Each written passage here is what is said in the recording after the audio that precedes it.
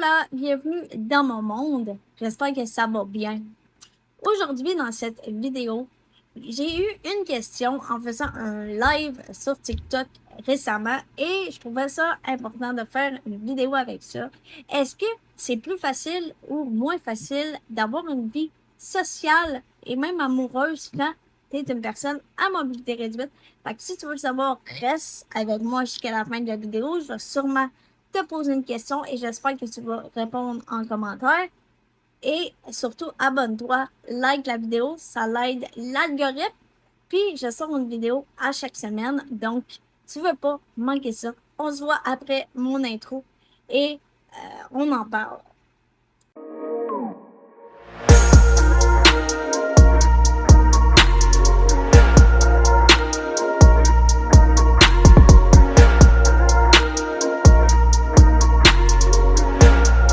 Est-ce que c'est plus dur pour nous, en tant que personnes à mobilité réduite, d'avoir une vie sociale, de rencontrer des gens ou même avoir une relation amoureuse? C'est une grosse question. Quand on est plus jeune, OK, moi, quand j'étais plus jeune, non, j'avais pas de misère parce que je vivais en ville. Maintenant, je vis plus en campagne. Je peux dire que oui, c'est un petit peu plus difficile parce que j'ai pas de voiture. Et mes amis aussi, s'ils ont des voitures, ça va bien, mais quand ils en ont pas, c'est compliqué. OK? Euh, donc, est-ce que je vois du monde? Est-ce que je rencontre des gens? Oui, mais je me rabats beaucoup sur les réseaux sociaux. OK? J'ai beaucoup de bonnes connaissances, de belles amitiés qui s'est développées grâce aux réseaux sociaux. Merci, parce que si on n'aurait pas ça, maudit que la vie serait plate. Je me rends compte en vieillissant que les relations amoureuses, quand tu es une personne à mobilité réduite, c'est pas plus compliqué parce que j'ai jamais laissé mon handicap me définir. OK, ça.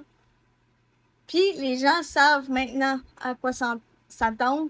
Et je vais plus autant rapide que quand j'étais plus jeune, dans le sens que c'est pas parce qu'on se voit une fois que tu vas devenir ma personne plus facilement, tu sais. Non, on prend un peu plus notre temps, puis on voit ce que ça donne. Mais est-ce que faudrait avoir des préjugés, des idées préconçues face au fait qu'on soit à mobilité réduite? Non, parce que c'est pas plus dur que toi de rencontrer quelqu'un. C'est juste que nous, on sait qu'on est plus vulnérable. Donc, quand on rencontre quelqu'un, c'est toujours mieux d'être bien entouré. OK, moi, quand je rencontre quelqu'un, je le rencontre, tout va bien, mais la personne vient chez nous. Tu sais, avec ma soeur qui est proche, mon beau-frère qui est là. Fait qu'il n'y a pas de danger parce que je sais pertinemment qu'en étant une personne à mobilité réduite, je suis plus vulnérable, même si quand j'étais plus jeune, ça me faisait suer de me faire dire ça, mais la réalité est que oui, tu es plus vulnérable.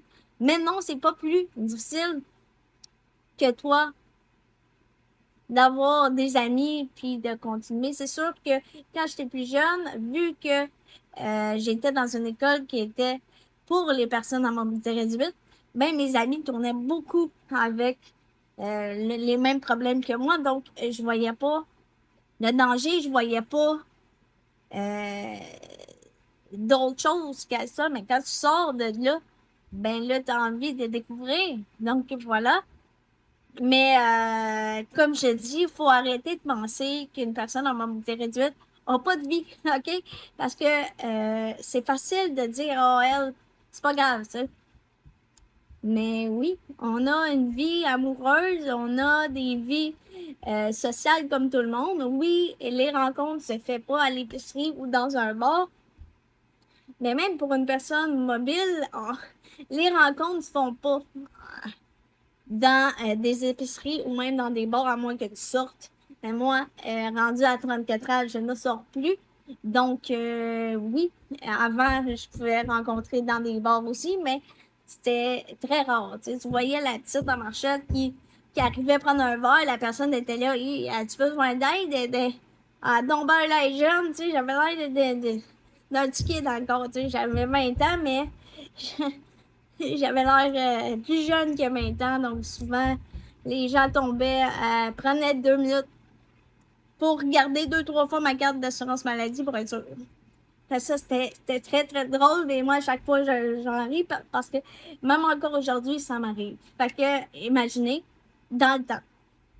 Mais c'est ça, pour répondre à votre question, non, j'ai une vie, quand je suis en couple, j'ai une vie relativement normale, comme une personne mobile avec sa personne.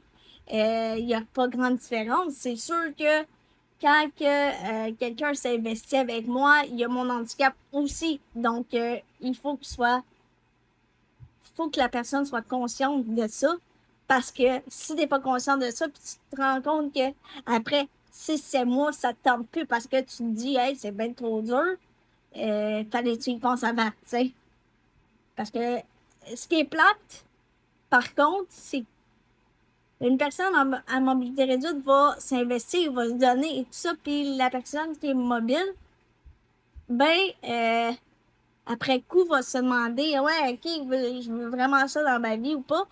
Puis c'est nous autres qui se font mal, malheureusement. Tu sais, fait que je fais aussi cette vidéo-là pour vous dire de faire attention à ça parce que, pour vrai, on se donne corps et âme. Fait que, tu sais, je sais bien que être handicapé, c'est compliqué aux yeux du monde, mais c'est pas si compliqué parce que quand on s'est jamais vraiment défini comme tel, je sais que je suis handicapée, je sais que j'ai une différence, je sais que c'est plus rough, mais c'est pas ça qui me définit. Donc, voilà. Puis, pour mes frères, mes sœurs qui sont aussi à mobilité réduite, je peux dire que ça ne définit pas la personne. Puis, on vit notre vie normalement, on rencontre normalement, euh, on aime normalement, on est des personnes qui sont normaux. Fait qu'arrêtez de nous mettre des étiquettes comme ah, ça doit être plus dur pour toi de rencontrer. Non, la seule chose, c'est sûr que moi, j'ai pas de voiture. Fait que c'est plus compliqué. Puis je marche pas. Fait que je peux pas prendre l'autobus comme je veux. Mais il y a quand même le transport adapté. Il y a quand même des options qui s'offrent à moi pour pouvoir rencontrer. Donc non, c'est pas plus dur pour moi. Voilà. J'espère que tu vas t'abonner, tu vas liker cette vidéo-là. Puis certainement arrêter d'avoir des idées préconçues. Et avant de finir la vidéo, j'aimerais savoir, avant de m'avoir écouté, avais, avais-tu, pardon, cette idée préconçue-là ou non? Réponds-moi en commentaire, puis dis-toi que même quand ça va mal, ça va bien. Salut!